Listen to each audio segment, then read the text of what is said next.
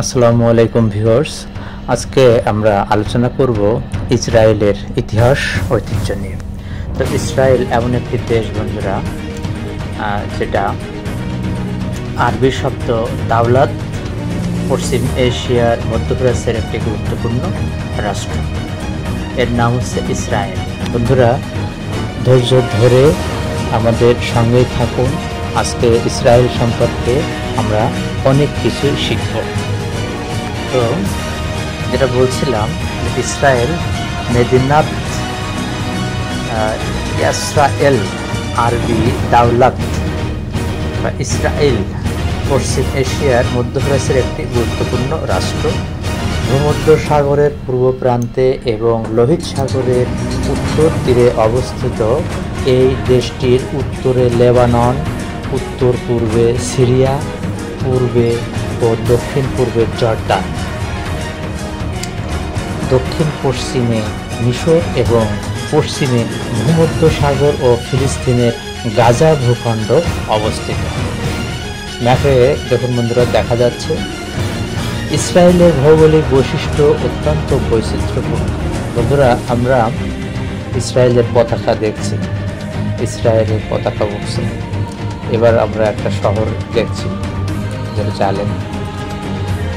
তো ইসরায়েলের ভৌগোলিক বৈশিষ্ট্য অত্যন্ত বৈচিত্র্যপূর্ণ। এখানে দীর্ঘ উপকূলীয় সমভূমি, উত্তর ও কেন্দ্রীয় অঞ্চলে উচ্চভূমি, দক্ষিণে নেগেভ মরুভূমি এবং পূর্ব সীমান্তে গ্রেট রিফট ভ্যালি বিদ্যমান।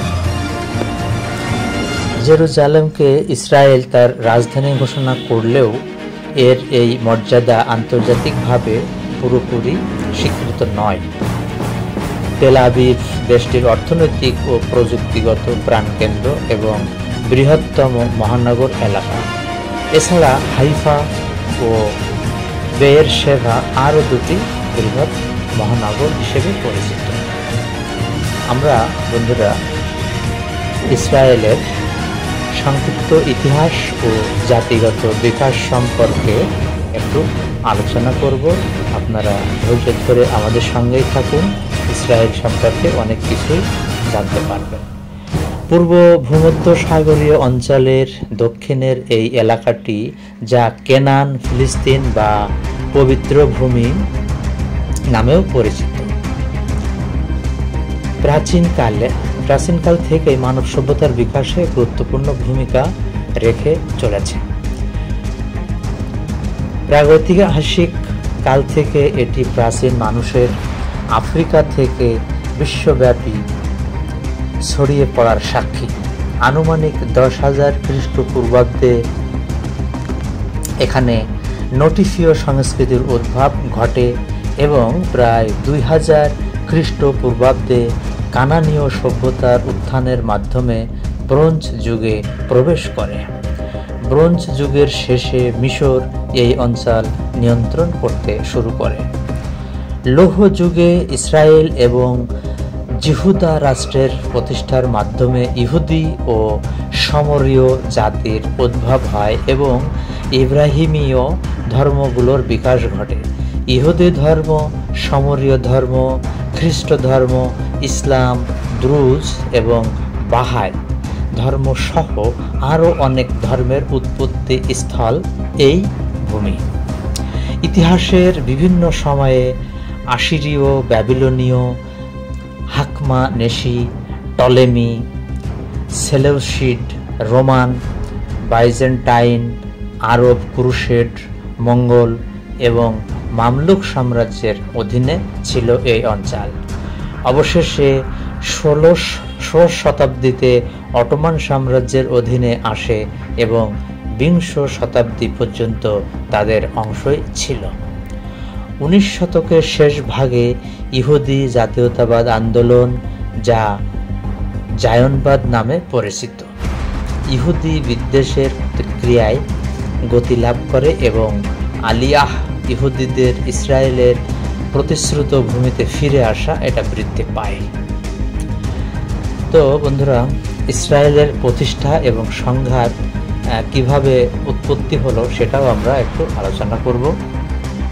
1917 সালে ব্রিটিশ সরকার কর্তৃক জারি করা বেলফোর ঘোষণাপত্রে ফিলিস্তিনে একটি ইহুদি আবাসভূমি প্রতিষ্ঠার প্রতিশ্রুতি ইসরায়েলের সৃষ্টিকে প্রভাবিত করে। বন্ধুরা, আমরা দেখতে পাচ্ছি ইসরায়েলে যে প্রাকৃতিক পুরাতন নিদর্শন এবং দর্শনীয় স্থান, এগুলো দর্শনার্থীরা দেখে বেড়াচ্ছে।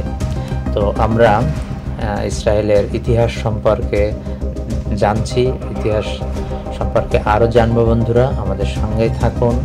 তো প্রথম বিশ্বযুদ্ধের পর অটোমান সাম্রাজ্যের বিভক্তির ফলে ব্রিটিশরা ফিলিস্তিন শাসনের ম্যান্ডেট লাভ করে। তবে আরব জাতীয়তাবাদের প্রতিরোধের কারণে আরব ইহুদি উত্তেজনা ক্রমশ বৃদ্ধি পায়। 1948 সালে ইসরায়েল স্বাধীনতার ঘোষণা দিলে আরব ইসরায়েল যুদ্ধের সূচনা হয়। এই যুদ্ধের ফলে লক্ষ লক্ষ ফিলিস্তিনি তাদের জন্মভূমি থেকে বিতাড়িত হন এবং এর ফলস্বরূপ আরব ও মুসলিম দেশগুলো থেকে ইহুদিরা ইসরায়েলে চলে আসেন। 1967 সালের 6 দিনের যুদ্ধের ফলে ইসরায়েল সিনাই উপদ্বীপ, পশ্চিম তীর, গাজা উপত্যকা, গোলান হাইটস এবং পূর্ব জেরুজালেম নিয়ন্ত্রণ করে, যা প্রতিবেশী দেশগুলোর সাথে তার সম্পর্ককে আরও জটিল করে তোলে। শান্তি প্রক্রিয়া ও চ্যালেঞ্জ সমূহ। ইসরায়েল ফিলিস্তিন মুক্তি সংস্থা বা PLOর সাথে 1993 সালে অসলো চুক্তি স্বাক্ষর করে, যার লক্ষ্য ছিল গাজা উপত্যকা এবং পশ্চিম তীরে ফিলিস্তিনিদের স্বায়ত্ত শাসন প্রদান এবং আলোচনার মাধ্যমে স্থায়ী শান্তি অর্জন। এর ধারাবাহিকতায় ফিলিস্তিনি জাতীয় কর্তৃপক্ষ প্রতিষ্ঠিত হয়। 1979 সালে মিশর ইসরায়েল শান্তি চুক্তি এবং 1994 সালে ইসরায়েল জর্ডান শান্তি চুক্তি স্বাক্ষরিত হয়।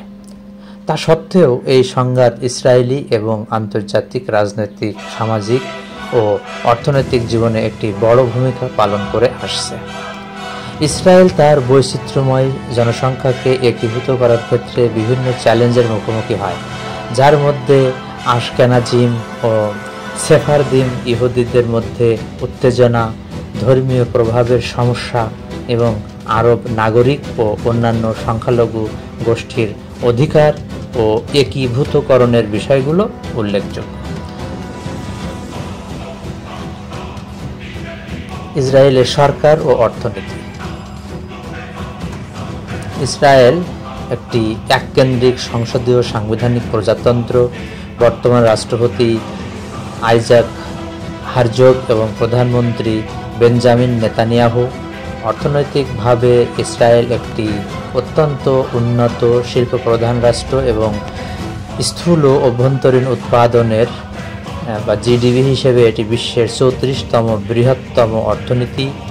এটি অর্থনৈতিক সহযোগিতা ও উন্নয়ন সংস্থার OECD এর সদস্য এবং বিশ্বব্যাংকের মতে জাপান ও দক্ষিণ কোরিয়ার সাথে এশিয়ার 3টি উচ্চ আয়ের রাষ্ট্রের একটি। আন্তর্জাতিক মুদ্রা তহবিল ইসরায়েলকে বিশ্বের 39টি অগ্রসর অর্থনীতি সমৃদ্ধ দেশের তালিকায় অন্তর্ভুক্ত করেছে। বন্ধুরা, আমরা দেখতে পাচ্ছি ইসরায়েলের সামরিক যে সক্ষমতা, সেটা দেখুন। ইসরায়েলের জনসংখ্যা 93 লক্ষ এবং এটি মধ্যপ্রাচ্যের সবচেয়ে ঘনবসতিপূর্ণ দেশ।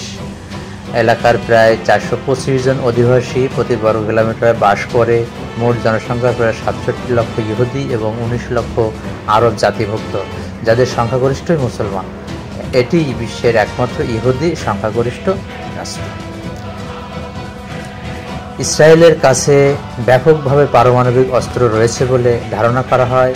ইসরায়েলের মজুদের পরিসর 90 থেকে 400 পারমাণবিক ওয়ারহেডের মধ্যে আছে বলে ধারণা করা হয়। তাছাড়া F-15, F-16 যুদ্ধ বিমান, ডলফিন শ্রেণীর সাবমেরিন লঞ্চ করা ক্রুজ ক্ষেপণাস্ত্র, জেরিকো সিরিজের মধ্যবর্তী থেকে আন্তঃমহাদেশীয় পাল্লার ব্যালিস্টিক ক্ষেপণাস্ত্র, এর প্রথম বহনযোগ্য পারমাণবিক অস্ত্র 1966 সালের শেষের দিকে বা 1967 সালের প্রথম দিকে তৈরি করা হয়েছিল বলে মনে করা হয়। এটিকে বিশ্বের ষষ্ঠ দেশ হিসেবে গড়ে তুলবে যারা এগুলি তৈরি করেছে। বন্ধুরা, এই তথ্যগুলি ইসরায়েলের ইতিহাস, ভৌগোলিক অবস্থান, রাজনৈতিক পরিস্থিতি, অর্থনীতি এবং প্রযুক্তিগত অগ্রগতি সম্পর্কে সামগ্রিক ধারণা দেয়। তো বন্ধুরা, ভিডিওটা দেখে যদি ভালো লাগে তাহলে লাইক, কমেন্ট করুন এবং সাবস্ক্রাইব করে পাশে থাকুন এবং পাশে রাখুন। আপনাদের সবার সুস্বাস্থ্য এবং মঙ্গল কামনা করে আজকের মতো বিদায় নিচ্ছি। আসসালামু আলাইকুম ওয়া রাহমাতুল্লাহি ওয়া বারাকাতুহু।